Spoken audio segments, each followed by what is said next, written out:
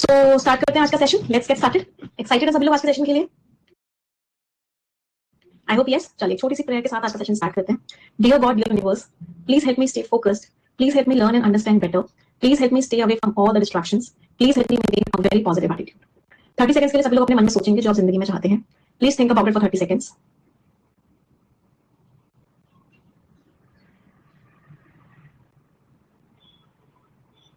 Repeat this line with me. Dear God, dear universe, please help each and every one of us get what we want in life. चलिए तो start करते हैं आज का session इसी positive note के साथ। सबसे पहले मैं आपकी स्क्रीन पे फाइल अपलोड कर देती हूँ and this is the file on your screen.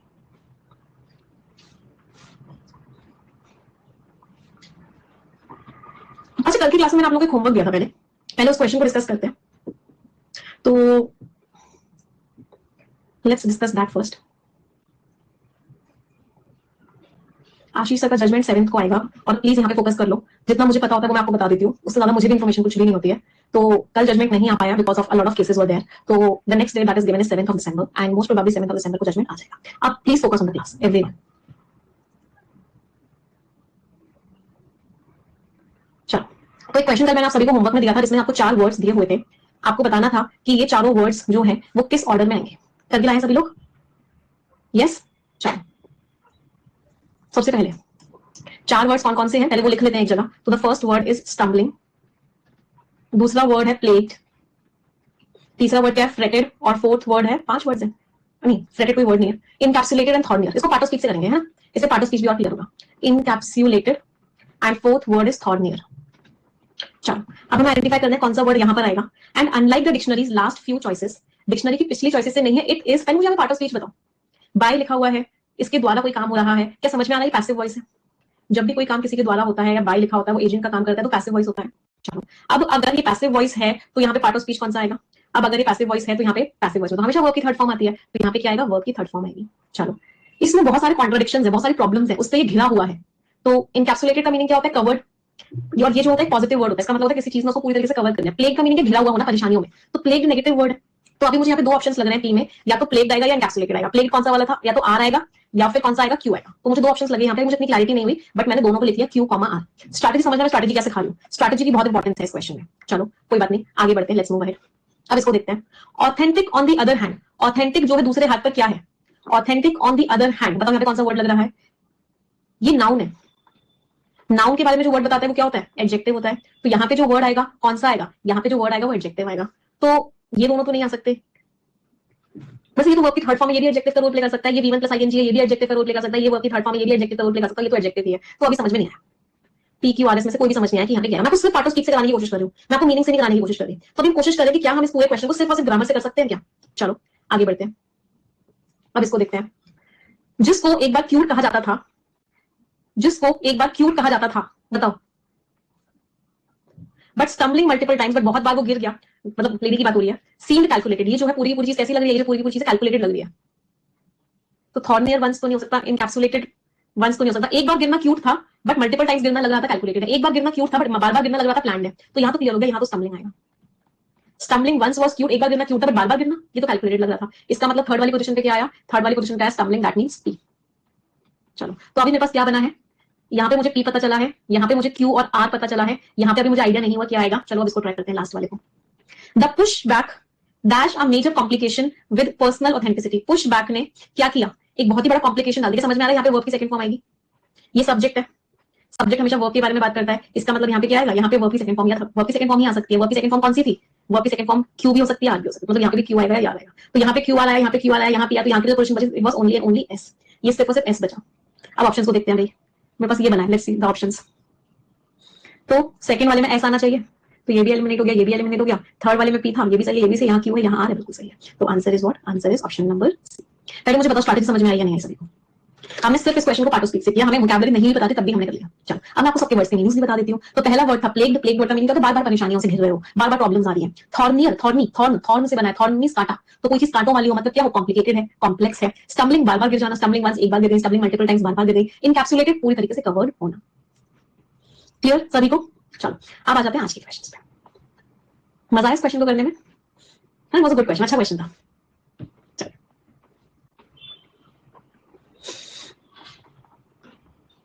But आज से मिलेगा, दोनों आज का भी आरसी और कल का भी आरसी दोनों साथ में। आई वाज प्लानिंग कि मैं सेंड करूं सबकी वोकैबुलरी, तो आज की और कल की दोनों के साथ में आपको वोकैब मिल जाएगी आज।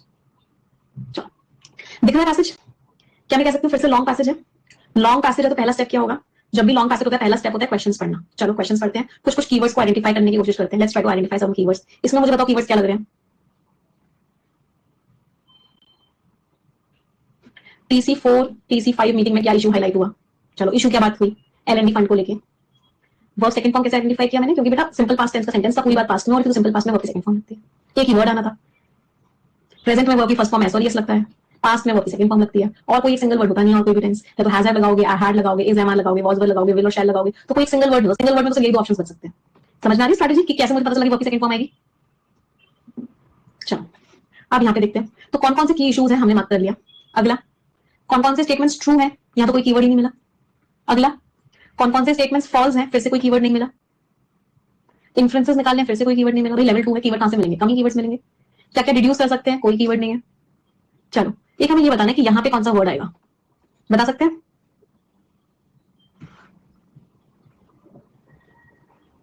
फ्रेजल वर्ब, तीनों फ्रेजल वर्ब्स हैं। तीनों का पहले एक बार मीनिंग बता दूं तब थोड़ी देर आपके लिए आसान हो जाए। पोर ओवर का मतलब क्या होता है?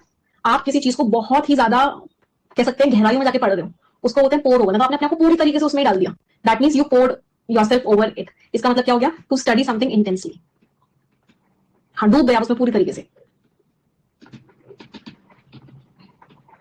चलो, रैन ओवर, एक व्हीकल रैन ओवर हिम, मतलब किसी को कुचल दिया। तो कोई चीज किसी के रन ओवर हो जाए, इसका मतलब क्या है? उस चीज को कुचलते हुए चले जाए। मींस कुचलने को क्या बोलेंगे इंग्लिश में? रन ओवर ही बोलते हैं। हाँ हाँ, ऊपर से चले जाए, कुचलते हुए चले जाए, उसको बोलते हैं रन ओवर। रन ओवर, हाँ क्रश कर सकते हैं। क्रश तो नहीं, क्रश का मतलब तो ऐसा हो जाता है। इसको बोलते हैं use for a vehicle when it passes over someone, जो किसी के ऊपर से गुजर जाए, तो इसको एक व्हीकल के लिए यूज करते हैं जब किसी को पास ओवर कर जाए। स्पिल्ड ओवर, स्पिल का मतलब होता है फैला देना। तो कोई चीज स्पिल ओवर हो गई, इसका मतलब क्या है? वो उस चीज में फैल गई, मतलब उसका आगे तक इंपैक्ट पड़ा। That means it spilled over into a particular thing, means आगे बढ़ गई। चलो हाँ, स्प्रेड कर गई या मूव कर गई। चलो आंसर बताओ क्या लग रहा है?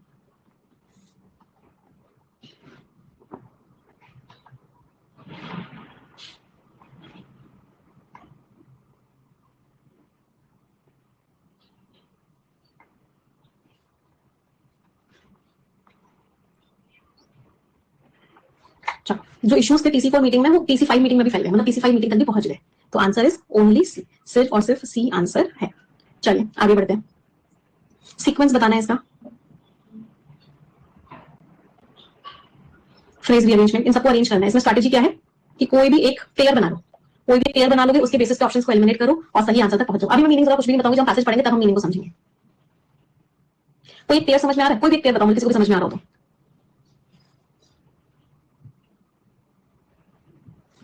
which spilled over into an ad hoc TC5 meeting, जो एकदम तुरंत के तुरंत TC5 मीटिंग हुई उसमें चली गई एज वेल। हाईलाइट करता है किस तरीके से जो नया फंड है, हालांकि पॉजिटिविटी है COP28 को लेके एंड, लेकिन जो इश्यूज है TC4 मीटिंग में, अच्छा जो इश्यूज है TC4 मीटिंग में जो स्पिल हो गए एक TC5 मीटिंग में, ये जो इश्यूज है ये स्पिल होकर चले गए TC5 मीटिंग में। तो एक तो C और A का पेयर लग रहा था। आगे देखते हैं।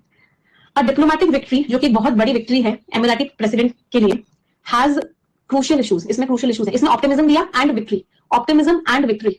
तो एक B और D का पेयर भी लग रहा था, एंड लगा हुआ, दोनों तरफ पॉजिटिव टोन है, ऑप्टिमिज्म भी दिया, पॉजिटिविटी भी दी और जीत भी दी। तो B और D का पेयर लग रहा था, C और A का पेयर लग रहा था। तो answer is option number A. कोई परेशानी किसी को किसी भी प्रकार की? मैम C और B का पेयर लग रहा था। हाईलाइट, कॉमा के बाद एडिशनल इन्फॉर्मेशन कभी भी वर्ब की फर्स्ट फॉर्म से नहीं दे सकते बेटा, हमेशा याद रखो। जब भी कोई एडिशनल इन्फॉर्मेशन देनी होती है ना कॉमा के बाद, या तो वो किसी प्रीपोजिशन से दो, या फिर वो वर्ब की फर्स्ट फॉर्म में ING से दो, या फिर वो वर्ब की थर्ड फॉर्म से दो, या फिर वो किसी विच हु या दैट से दो। इन सबसे दे सकते हो कॉमा के बाद इन्फॉर्मेशन, और किसी से नहीं दे सकते। कभी भी वर्ब की फर्स्ट फॉर्म से नहीं दे सकते। एक बच्चे का डाउट है मैम वर्ड से तो स्टार्टिंग नहीं हो सकती। बाप रे कैसा डाउट है बेटा, पैराजंबल के कॉन्सेप्ट को इसमें क्यों मिक्स कर रहे हो? कॉन्सेप्ट ये कहते हैं कि पैराजंबल का स्टार्टिंग स्टेटमेंट कभी वर्ड से स्टार्ट नहीं हो सकता। पैराजंबल का स्टार्टिंग स्टेटमेंट में कभी वर्ड नहीं आ सकता, ये कॉन्सेप्ट है। तो फ्रेज रीअरेंजमेंट है, तो पूरा एक सेंटेंस है, इसमें क्या प्रॉब्लम है? चलो अगला, इस ब्रुक का सिनोनिम बताना है, कोशिश करो। इस सेंटेंस को पढ़ोगे तो ब्रुक का मीनिंग उसको समझ में आएगा। क्या समझ में आ रहा है? ट्राई करो। फाइनली जो वर्ल्ड बैंक है उसको कुछ कंडीशंस को मीट करना पड़ेगा फंड को मैनेज करने के लिए। एक ट्रांसपेरेंसी होनी चाहिए जो आज तक उसमें नहीं हो रही है, which it has not so far. एक ऐसी ट्रांसपेरेंसी होनी चाहिए जो आज तक उसमें नहीं रही है। तो ब्रुक का मीनिंग क्या समझ में आ रहा है? ब्रुक का मीनिंग क्या समझ में आ रहा है? और उसको एक रिपोर्ट सबमिट करनी होगी parties to the Paris agreement. Actual meaning नहीं बताना है, मीनिंग किसके हिसाब से बताना है? मीनिंग सेंटेंस के हिसाब से बताना है। तो ऐसी ट्रांसपेरेंसी जो आज तक उसने क्या नहीं की है,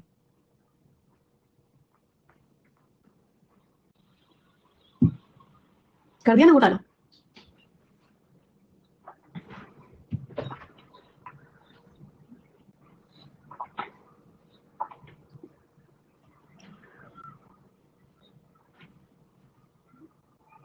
चलो पहले मुझे ये बताओ, ऐसी ट्रांसपेरेंसी जो आज तक उसने अडॉप्ट नहीं की है, इट हैज नॉट अडॉप्टेड सो फार, ऐसी ट्रांसपेरेंसी जो उसने आज तक अपनाई नहीं है, तो यहाँ पे जो वर्ड आएगा वो क्या है, अपनाई नहीं है, मेंटेन नहीं की है, मेंटेन आ सकता है।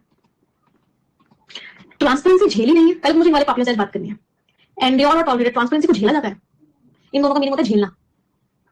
तो ट्रांसपेरेंसी, पारदर्शिता को झेला जाता है, डीओसी तो किसी हालत में नहीं हो सकते।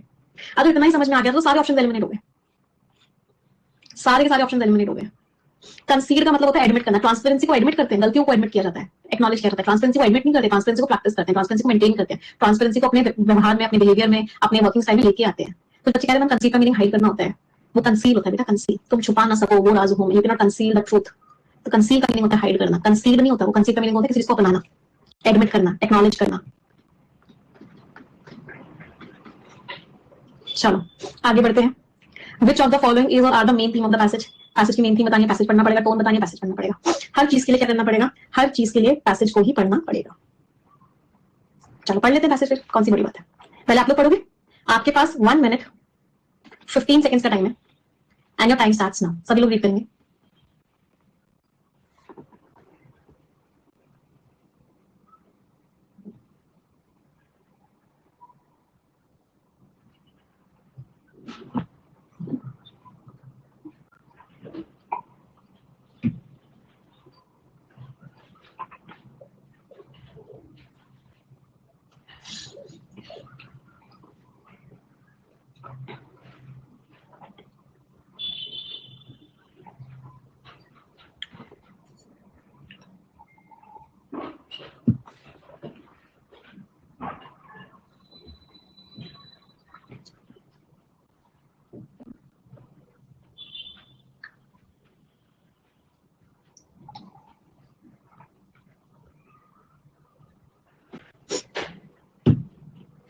चलो समझे बात।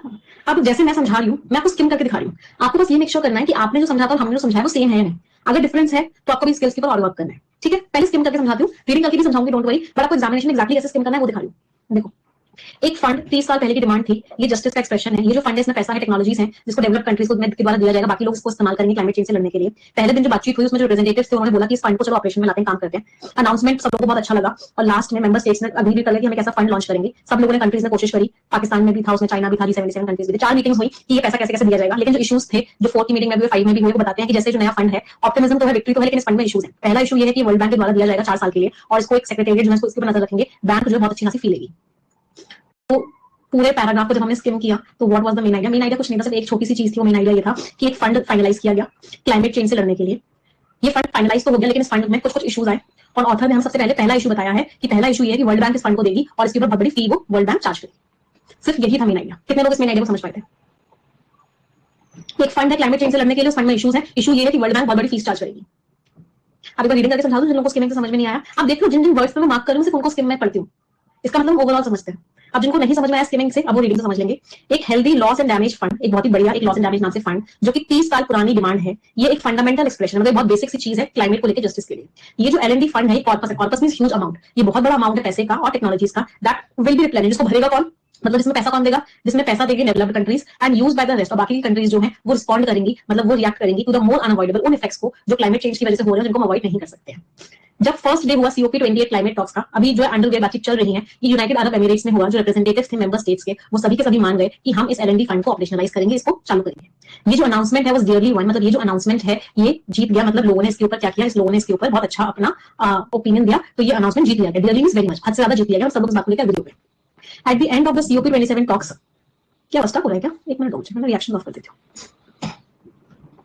अब ठीक है, एट कहां गए हम, कहां थे हम, at the end of the COP27 talks in Egypt में टॉक्स हुए last year, member states agree हो गई, मान गई एक ऐसे फंड को लॉन्च करने के लिए। थैंक्स लार्जली, सबसे बड़ा थैंक्स किसको जाता है? टू दी स्टेडफास्ट एफर्ट, जो लगातार कोशिशें की जा रही थी G77 ब्लॉक ऑफ कंट्रीज के द्वारा, G77 जो ग्रुप है उसके द्वारा, प्लस चाइना में चाइना भी है और पाकिस्तान ने भी इसको लीड किया।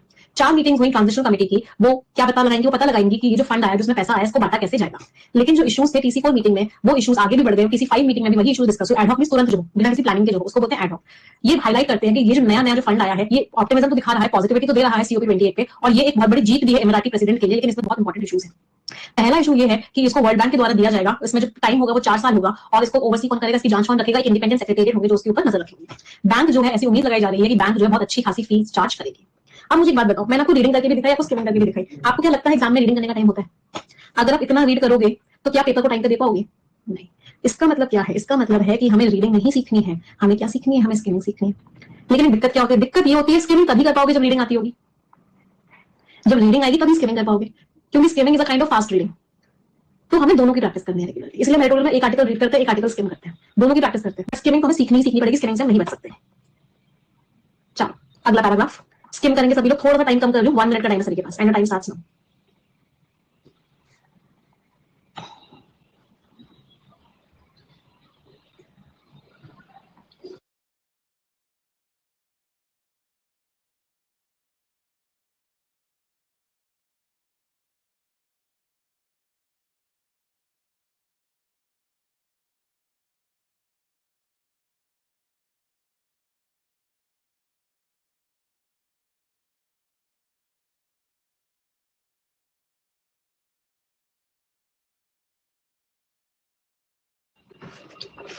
कितने लोग कर पाए स्किमिंग?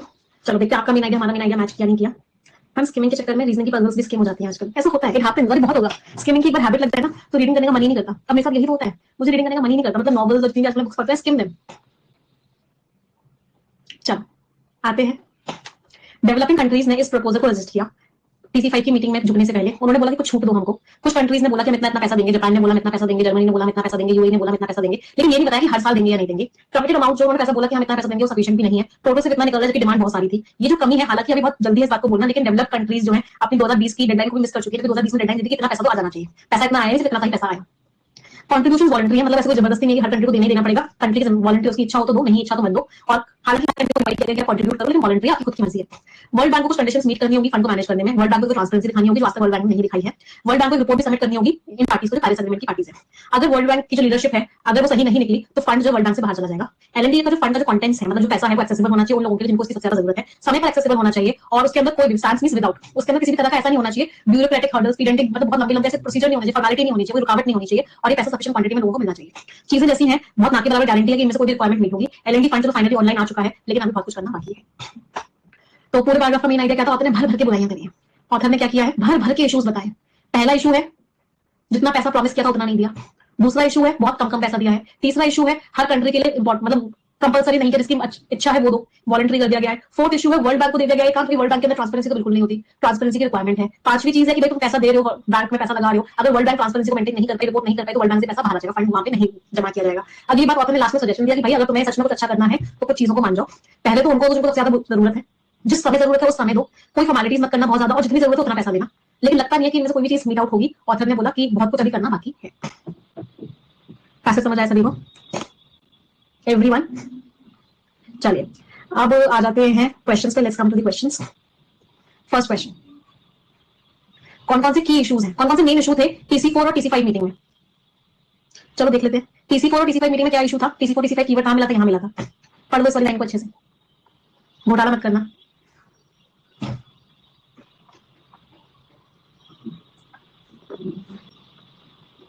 पढ़ लिया? चलो क्वेश्चन नो।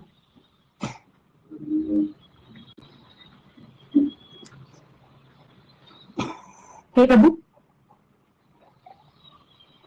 एडॉक मींस इसकी पहले प्लानिंग ना की गई हो, इम्प्रॉम्प्टू, तुरंत हो। आप अपनी दोस्त की पार्टी में गए, अचानक से आपको बोलेगा कि आज मुझे डांस परफॉर्मेंस करके दिखाना है, तो आपने एक एडहॉक परफॉर्मेंस दी। मतलब आपकी कोई प्रिपरेशन नहीं थी, आपको अचानक से बोला, आपको अचानक से करना पड़ा, तो दैट इज व्हाट एडहॉक। पहले सवाल में तो आप कर दिया, क्या करते हो बेटा? पढ़ो चलो। लेकिन जो इश्यूज थे TC4 मीटिंग में, जो TC5 मीटिंग में भी चले गए, ये इश्यूज बताते हैं कि कैसा ये जो नया ऑपरेशनलाइज्ड फंड है, हालांकि पॉजिटिविटी तो दे रहा है, इसके अंदर इश्यूज हैं, खास क्रूशियल इश्यूज, मतलब इसके अंदर इश्यूज हैं। चलो इश्यूज दिए क्या गए हैं कि कैसे पैसा डिसएम्बर्स होगा। उससे पहले इश्यूज दिए गए हैं कि मीटिंग्स हुई, इसका पैसा कैसे डिसम्बर्स होगा, ये जो फंड है इसके अंदर क्या क्या दिक्कतें हैं। चलो अब ऑप्शंस पढ़ते हैं। Divergent views, divergent means different, लोगों की अलग अलग ओपिनियंस हैं ऑन दी प्रायोरिटाइजेशन की पहले किसको रखें, कौन से क्लाइमेट को अडाप्ट करने का, अडाप्ट मींस अपने आप को ढालने की क्लाइमेट के हिसाब से। उन स्ट्रैटेजीज की तो बात ही नहीं, पूरा पैसा चिल्ला चिल्ला के पैसा पैसा पैसा पैसा कर रहा है, फंड फंड कर रहा है पूरा पैसा चिल्ला चिल्ला के, तो कहने से ए कब कहीं हमने कोई क्लाइमेट की तरफ अपने आप को ढालने की स्ट्रैटेजी की तो बात ही नहीं करी, तो ये तो क्या है, कंप्लीटली आउट ऑफ कॉन्टेक्स्ट है। चलो बी पढ़ते हैं। Complexity surrounding the initial financial commitments from developing countries, तो जो इनिशियल फाइनेंशियल कमिटमेंट किया, पहले मुझे बताओ डेवलपिंग कंट्री ने कमिटमेंट किया है क्या, या डेवलप्ड कंट्रीज ने कमिट किया है? पैसा कौन देने वाला है, डेवलपिंग कंट्री देने वाली है या डेवलप्ड कंट्री देने वाली है? डेवलप्ड कंट्री देने वाली है पैसा, तो डेवलपिंग कंट्री को तो मिलेगा पैसा, तो ये तो उल्टा ही लिखा हुआ है, डी वाले बच्चों के पास महापापी अवार्ड जाता है। चलो negotiations regarding the temporary hosting of the LND fund by the world bank, क्या वर्ल्ड बैंक भी नेगोशिएशन कर रही है? क्या वर्ल्ड बैंक भी नेगोशिएशन कर रही है कि मुझे फंड दे दो, मैं तुम्हें ये दूंगी, मैं तुम्हें वो करूंगी? क्या किसी भी तरह का मोल तोल वर्ल्ड बैंक के द्वारा किया जा रहा है? इनको महापापी की पावर महापापी अवार्ड जाता है। एम्बिग्विटीज इन द कंडीशंस, जो कंडीशंस डाली गई हैं कि किस तरीके से जो फंड है उसको रिप्लेनिश किया जाएगा, लोग पैसा देंगे, उसके अंदर क्लैरिटी नहीं है। तो आपने चिक के बोला कि पैसे में क्रूशियल इश्यूज हैं, क्या क्या इश्यूज हैं कि भाई एक बार तो पैसा दे दिया, अब उस पैसे को बार बार कैसे भरेंगे उसमें क्लैरिटी नहीं है। क्लियरली मेंशन भी था, आगे हमने पढ़ा भी थी ये चीज कि किस तरीके से वो रिप्लेनिश किया जाएगा, ये बात क्लियर नहीं है। क्लियर नहीं है इसका मतलब क्या, एम्बिग्विटी है। Ambiguity means lack of clarity. इसको तो वैसे एलिमिनेशन से भी कर सकते थे, इस क्वेश्चन को आप एलिमिनेशन से भी कर सकते हैं। हम आपको अपना दर्द बताते हैं। पहला दर्द हमारा ये है कि हमने डेवलपिंग नहीं देखा, दूसरा दर्द हमारा ये है कि हमने ये negotiations by the world bank नहीं देखा, और इसीलिए हमने बीएससी आंसर मार्क कर दिया। चलो अगला क्वेश्चन, कौन कौन से स्टेटमेंट्स ट्रू हैं, चलिए बताएंगे answer.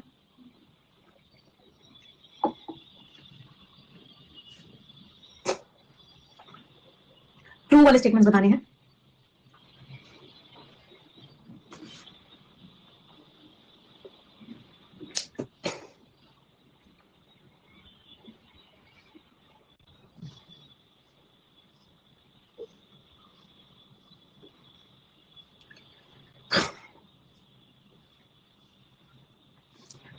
The loss and damage fund, ये जो फंड है इज इंटरेस्टेड टू, ये दिया गया है वर्ल्ड बैंक की नजर में, वर्ल्ड बैंक के ऊपर नजर रखी, डिवाइड ऑफ, डिवाइड मींस बिना, तेरे बिना means divide of you, divide means के बिना। तो इसमें कोई ऑटोनॉमस मींस इंडिपेंडेंट सेक्रेटेरिएट नहीं होगा, इंडिपेंडेंट। चलो बताओ इंडिपेंडेंट सेक्रेटेरिएट है या नहीं है? इंडिपेंडेंट सेक्रेटेरिएट के द्वारा किया जाएगा, और वहां लिखा हुआ नहीं है। क्या ए ट्रू है? नहीं है भाई ए ट्रू, ए तो क्या हो गया, फॉल्स हो गया। चलो जो ऑपरेशनलिटी है एलएनडी फंड की, जो एलएनडी फंड काम करेगा, ये डाउट्स पैदा कर रहा है कि क्या लोग एडहेरेंस मींस फॉलो करेंगे, क्या जो वर्ल्ड बैंक है कोई भी जो फॉलो किया जाएगा, जो क्राइटेरिया सेट किया गया है कि ट्रांसपेरेंसी दी जाएगी, एक्सेसिबिलिटी दी जाएगी, क्या उस वो चीज फॉलो होगी? डाउट है, ऑथर के मन में तो डाउट है ही। ऑथर ने पूरे पैसेज में चिक चिक के बोला मुझे भरोसा नहीं है वर्ल्ड बैंक पे, उसके अंदर ट्रांसपेरेंसी तो आज तक कभी देखी नहीं गई है, तो ऑथर की पूरी टोन ही स्केप्टिकल है, ऑथर को तो भर भर के डाउट है, तो ये तो ट्रू है। चलो वॉलंटरी कॉन्ट्रीब्यूशंस, जो कंट्रीज हैं वो वॉलंटरी खुद की मर्जी से कंट्रीब्यूट कर रही हैं, जिसकी वजह से जो लेवल पहुंचना चाहिए था वो लेवल नहीं आया, मतलब फंड जितना इकट्ठा होना चाहिए था फंड उतना हुआ नहीं, क्योंकि कंट्री अपनी मर्जी से कंट्रीब्यूट कर रही है, तो जितना फंड होना चाहिए था उतना फंड पहुंचा नहीं, हिंडर मींस स्टॉप, उतना फंड हुआ नहीं। हालांकि सबने बोला कि सपोर्ट की अपील करी, लेकिन फंड नहीं हुआ, ये भी लिखा हुआ है, चिक चिक के बोला कि फंड जो आया वो बहुत कम आया, जबकि फंड ज्यादा आना चाहिए था, तो ये भी ट्रू है। तो answer is both B and C. तो परेशानी, मैं पिछले क्वेश्चन में डेवलप होता तो क्या वो सही होता? हाँ सही होता। चलो नेक्स्ट, अब फॉल्स वाले स्टेटमेंट्स बताने हैं, ध्यान से पढ़िए, आंसर बताइए।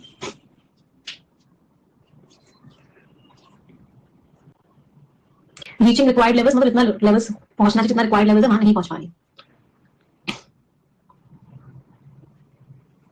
फॉल्स वाले स्टेटमेंट्स बताने हैं।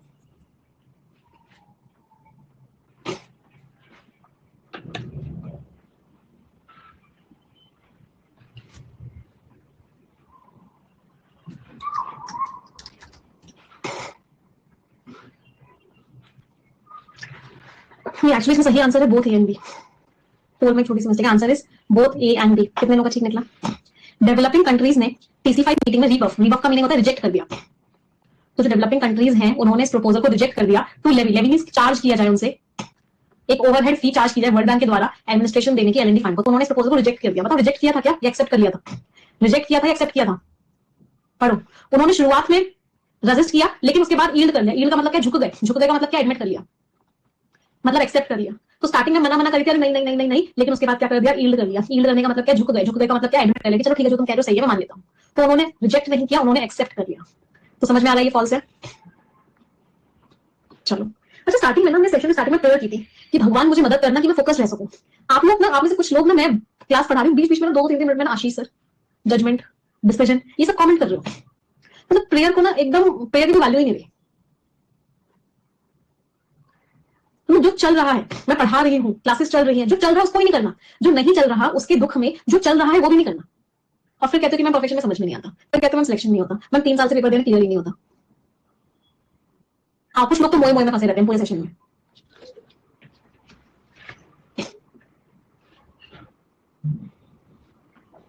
चलो,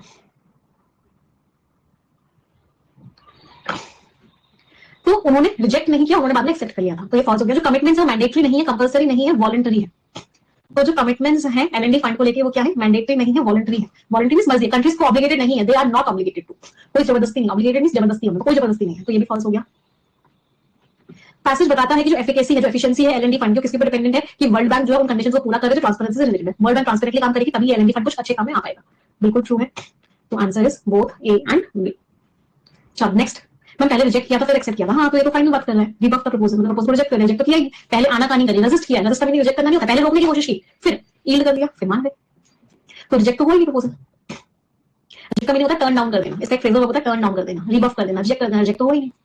pertaining to means related to, efficacy is efficiency, वो कितना काम करेगा अच्छे से, that is the efficacy, that is the efficiency. चलो, कौन कौन से इन्फ्लुएंसेस हैं, चलिए इन्फ्लुएंसेस बताइए। इन्फ्लुएंस का मतलब क्या होता है, इन्फ्लुएंस मींस आपने पैसेज पढ़ा, अपनी अंडरस्टैंडिंग लगाई और आपको क्या समझ में आया, तो passage plus your understanding is what, your influence. Passage को पढ़ के आपको क्या समझ में आया, वही आपका इन्फ्लुएंस है।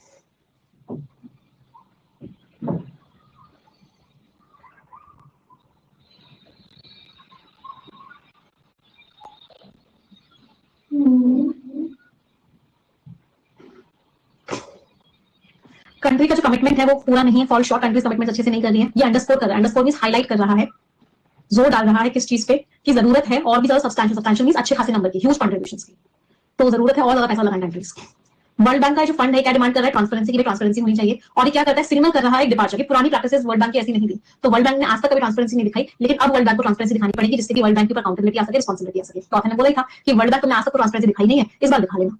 चलो, अकाउंटेबिलिटी मींस रिस्पांसिबिलिटी, जिम्मेदारी। स्ट्रीमलाइनिंग, स्ट्रीमलाइनिंग ठीक करना, चीजों को स्मूथ बनाना, तो एलएनडी फंड का जो एक्सेस है वो जिसको जरूरत है, जब जब जरूरत है वो तब मिल जाए, ये चीज क्रूशियल है, ये चीज इंपॉर्टेंट है, जिससे कि अच्छे से डिस्ट्रीब्यूशन हो सके फंड का। और जो लोगों की चिंताएं हैं कि ब्यूरोक्रेटिक ऑब्स्टेकल्स, ऑब्स्टेकल्स भी रुकावटें की फॉर्मेलिटीज वर्क करनी पड़ेंगी, ब्यूरोक्रेसी करनी पड़ेगी, उसको लेकर चिंताएं हैं, वो चिंताएं भी रिजॉल्व हो सके, ठीक हो सके। बिल्कुल सही है, सारे के सारे इन्फ्लुएंसेस हैं, तो answer is option number D, all A B and C. मैं वर्ल्ड बैंक का एलएनडी फंड नेम बेटा, उस एलएनडी फंड को वर्ल्ड बैंक में ही रखा जा रहा है, इसका मतलब वर्ल्ड बैंक ही है जो उसके लिए जिम्मेदार है। कंट्रीज कंट्रीब्यूट करेंगी, वो फंड कहां है, वर्ल्ड बैंक में, ये तो पूरे प्रोसेस में लिखा हुआ था। कोई question, single and departure means दूरियां हैं, दूरी है, पुरानी प्रैक्टिसेस से दूरी है, मतलब पुरानी वाली प्रैक्टिसेस नहीं फॉलो करनी है, पहले ट्रांसपेरेंसी नहीं होती थी, लेकिन अब वर्ल्ड बैंक को ट्रांसपेरेंसी दिखानी पड़ेगी। ट्रांसपेरेंसी का मतलब क्या होता है कि जो भी प्रोसेसेस हो रहे हैं, जो भी चीजें हो रही हैं, वो क्लियरली बताई जाए, उसको बोलते हैं ट्रांसपेरेंसी।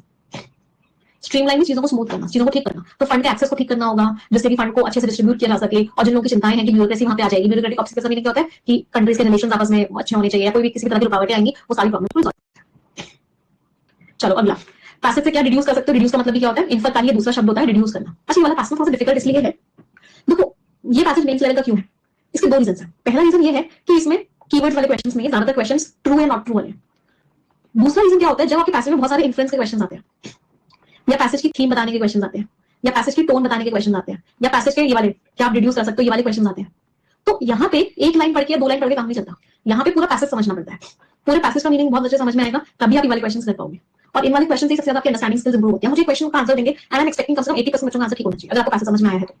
चलो पढ़ो,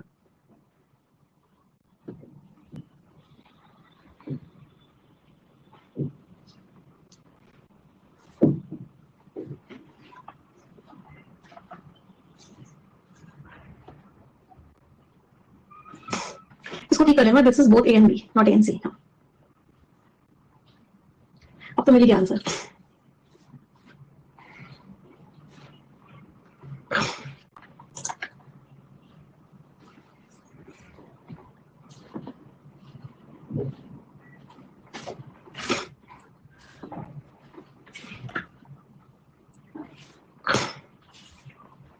वॉलंटरी कॉन्ट्रीब्यूशंस, इस फंड में वॉलंटरी कॉन्ट्रीब्यूशन है कि भाई आपकी मर्जी है कंट्रीब्यूट करो, आपकी मर्जी नहीं है कंट्रीब्यूट मत करो। तो कहने से इसका मतलब है कि डाउट है कि कंट्री कंट्रीब्यूट करेंगी या नहीं करेंगी। जब आपने वॉलंटरी कर दिया कि आपको करना है करो, आपको नहीं करना मत करो, इसका मतलब डाउटफुल हो गया कि कितना पैसा आएगा। आपने कंपल्सरी बनाया होता कि हर कंट्री को इतना इतना पैसा देना है, 20-20 करोड़ रुपए हर कंट्री को देने हैं, तो डाउट नहीं होता, लेकिन अब तो डाउट हो गया। एक डाउट है कि क्या हम इन कमिटमेंट्स को एनफोर्स कर पाएंगे इन नेशंस में, कहने से सही है ए वाले में कोई दिक्कत? चलो बी को पढ़ते हैं। ये जो impose world bank condition, world bank की कोई थोपी नहीं है, तुम ट्रांसपेरेंसी मेंटेन कर लेना। सुन लो, तो इसका मतलब लोगों को डाउट है कि वर्ल्ड बैंक ट्रांसपेरेंट नहीं होती। कभी बोला जा रहा है वर्ल्ड बैंक को चिक चिक के कि तुमने आज तक तो ट्रांसपेरेंसी मेंटेन नहीं की, इस बार जरूर कर लेना। मतलब लोग डाउट कर रहे हैं वर्ल्ड बैंक पे। एक डाउट है कि वर्ल्ड बैंक हमेशा से क्या रही है? ओपेसिटी रही है। ओपेसिटी मींस ट्रांसपेरेंसी की कमी रही है। जो क्या अंडरस्कोर कर रहा है, ये थोड़ा सा डिफिकल्ट क्वेश्चन है, प्लीज बहुत ध्यान से समझना इस चीज को। जो हाईलाइट कर रहा है कि बहुत स्ट्रिक्ट नजर रखनी पड़ेगी भाई, इसीलिए सेक्रेटेरिएट भी बनाया गया जो वर्ल्ड बैंक पे नजर रख सके। तो जब ये सारी चीजें हो रही है तो इसका मतलब वर्ल्ड बैंक लेके डाउट है लोगों को कि वर्ल्ड बैंक के अंदर ट्रांसपेरेंसी नहीं होती है। क्या समझ में आ रहा है? बहुत गहराइयों के क्वेश्चन है ये। अंडरस्टैंडिंग स्किल्स बहुत अच्छी होनी चाहिए तब तक ए और बी ऑप्शन समझ में आएगा। चलो सी को देखते हैं। जो कंडीशन सेट की गई वर्ल्ड बैंक की लीडरशिप के लिए फ्लेक्सिबल थी क्या? क्या वर्ल्ड बैंक के लिए बोला गया था कि चलो ठीक है ट्रांसपेरेंसी मेंटेन हो तो वो कर लेना, अदरवाइज कोई प्रॉब्लम नहीं है? क्या वो फ्लेक्सिबल थी या स्ट्रिक्ट थी? स्ट्रिक्ट थी, रिजिड थी? तो ये तो नहीं हो सकता। तो आंसर क्या हुआ? Answer is option number D, both A and B. A और बी दोनों के दोनों आंसर्स हैं। कोई परेशानी? ओपेसिटी का मतलब कोई पेन है, ये ओपेक है, आपको दिख नहीं रहा इस पेन के थ्रू, इसको बोलते हैं ओपेक। कोई ग्लास होता है वो ट्रांसपेरेंट होता है, तो ओपेक में समझ नहीं आता अंदर क्या चल रहा है। क्लियर? 6 हमने कर लिया, 7 हमने कर लिया, 8 हमने कर लिया। अब आ गया मेन थीम का क्वेश्चन। इस पूरे पैसेज की मेन थीम क्या है बताइए चलो। Scepticism is doubt. Which of the following is slash are the main theme of the passage?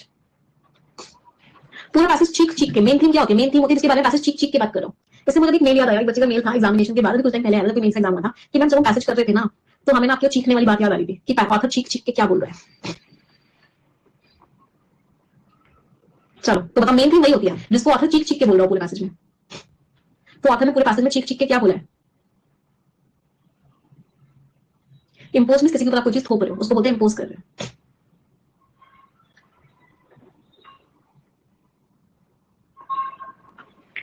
Author ने चीख चीख के क्या बोला है कि कुछ अचीव किया है? नहीं। सक्सेस के बारे में बात की, पॉजिटिव इंपैक्ट के बारे में बात की? नहीं। ऑथर ने तो चीख चीख के बुराइयां करी है, चिंताओं के बारे में बताया है कि क्या क्या चैलेंजेस हैं, क्या क्या चिंताएं हैं इस फंड से रिलेटेड। तो आंसर इज व्हाट?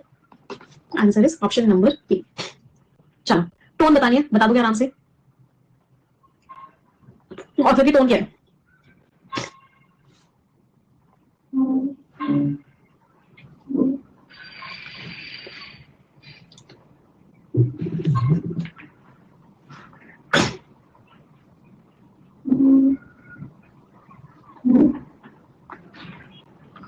तो ऑथर की टोन क्या? Optimistic. Optimistic means hopeful, sanguine, positive. तो ऑथर के पॉजिटिव है? बिल्कुल नहीं है भाई ऑथर पॉजिटिव।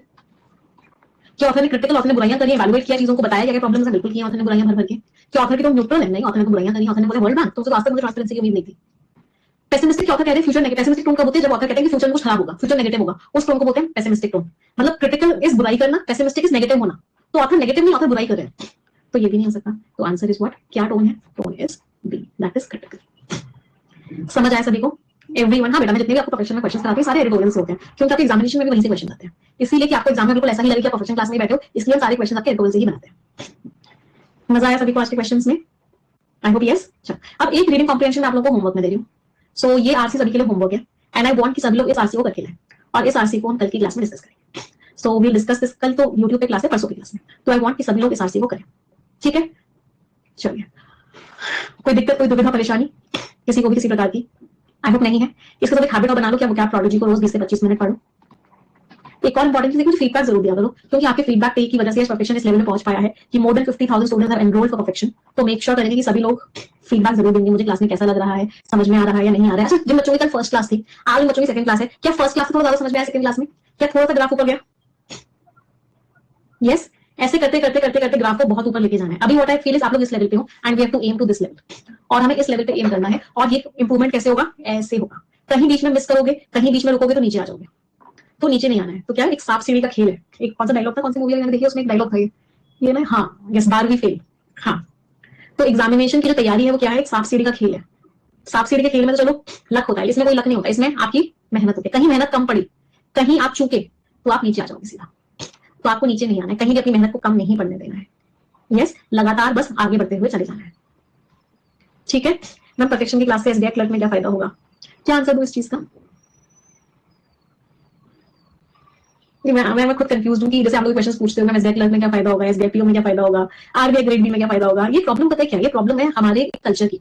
हमारा कल्चर क्या हो गया है कि हम लोग स्पेसिफिक पढ़ाई करना चाहते हैं। हमें लगता है कि एसबीआई क्लर्क का एक पर्टिकुलर सिलेबस होना चाहिए, ये सिलेबस होना चाहिए, इस सिलेबस को पढ़ ले, इसको घोट ले, रट ले और पेपर दे और सिलेक्शन ले ले, जैसे हम first second third fourth fifth six में क्लासेस में करते हैं। बट ये समझना बहुत जरूरी है कि कॉम्पिटेटिव एग्जाम ऐसे नहीं चलते हैं। कॉम्पिटेटिव एग्जामिनेशन कोई सिलेबस होता है, कभी किसी कॉम्पिटेटिव एग्जामिनेशन का सिलेबस होता है कि वोकैबुलरी इन 1000 शब्दों में से आएगी, एरर डिटेक्शन इन 20 टॉपिक से आएगा, या रीडिंग कॉम्प्रिहेंशन ऐसी टॉपिक, ऐसा कोई सिलेबस नहीं होता। रीडिंग कॉम्पिटेटिव एग्जाम का, कॉम्पिटेटिव एग्जामिनेशन में रट्टा मार के सिलेबस के नाम से पढ़ के कभी सिलेक्शन नहीं होता। कॉम्पिटेटिव एग्जामिनेशन में सिलेक्शन होता है जब जो कॉन्सेप्ट होता है उसको आप स्ट्रॉन्ग बनाओ। अगर आपकी इंग्लिश स्ट्रॉन्ग है, अगर आपका रीडिंग स्किल्स अच्छी है, आपकी वोकैबुलरी अच्छी है, आपने हर तरह के क्वेश्चन की, हर तरह के पैटर्न की प्रैक्टिस की हुई है, आप चीजों को कॉम्प्रिहेंड अच्छे से कर पा रहे हो, इन्फ्लुएंस अच्छे से निकाल पा रहे हो, कंक्लूजन अच्छे से निकाल पा रहे हो, तब आपको एग्जामिनेशन इजी लगेगा। तो मेरा मकसद क्या है परफेक्शन बैच का? परफेक्शन बैच का मकसद ही यही है कि आपके अंदर ये सारी स्किल्स में डेवलप कर दूं, जिससे कि आप कोई भी पेपर देने जाओ, भले ही वो एसबीआई क्लर्क हो, भले ही वो एसबीआई पीओ हो, भले ही वो कैट का एग्जाम हो, भले ही वो आईबीपीएस हो, भले ही वो आरबीआई हो, आपको पेपर में सब कुछ आता हो, क्योंकि competitive examinations never have a syllabus, they focus on the concepts. Clear सभी को? परफेक्शन बैच के नोट्स स्पेसिफिकली आपको नहीं बनाने हैं, हाँ, बट जो जैसे मैं किसी कोई डिफिकल्ट वर्ड का नाम ले रही हूँ, कोई डिफिकल्ट वर्ड बता रही हूँ, कोई ग्रामर का कॉन्सेप्ट बीच में बता रही हूँ, उसको आप नोट डाउन करते हुए चलेंगे। तो मेक श्योर करो कि आप सभी लोग कॉपी पेन लेके बैठो, जब भी मैं आपको कोई डिफिकल्ट वर्ड का मीनिंग बता रही हूँ, कोई ग्रामर का कॉन्सेप्ट बता रही हूँ, कोई स्ट्रैटेजी बता रही हूँ किसी तरह के क्वेश्चन को करने का, तो उसको नोट डाउन करना है, तो क्वेश्चन आंसर को नोट डाउन नहीं करना है। ठीक है, चलिए। अच्छा, आज मैं आप लोगों के साथ एक डॉक्यूमेंट भी शेयर करूंगी। जिन सभी बच्चों ने प्रोफेशन ले लिया है, तो I share document with all of you. आप एक बार उस डॉक्यूमेंट को गो थ्रू कर लेना, जिससे कि आपके और भी डाउट्स हैं वो क्लियर हो जाए। मेरी पूरी कोशिश है, 100% एफर्ट्स मैं दे रही हूँ आप लोगों के सिलेक्शन के लिए। आप लोगों को भी अपनी पूरी कोशिश करनी है, 100% एफर्ट्स देने हैं अपने सिलेक्शन के लिए, एंड तभी हम सक्सेसफुल हो पाएंगे। आपकी सक्सेस में मेरी सक्सेस छुपी हुई है, तो make sure that you don't let me know. Yes, okay, thank you everyone. 3 second सब लोग मिलकर बोलेंगे 1 2 3 and go. English is a very easy language. I am very good at English and I'll definitely get my dream job. Thank you everyone. Bye bye. Take care. Stay blessed and ta-ta.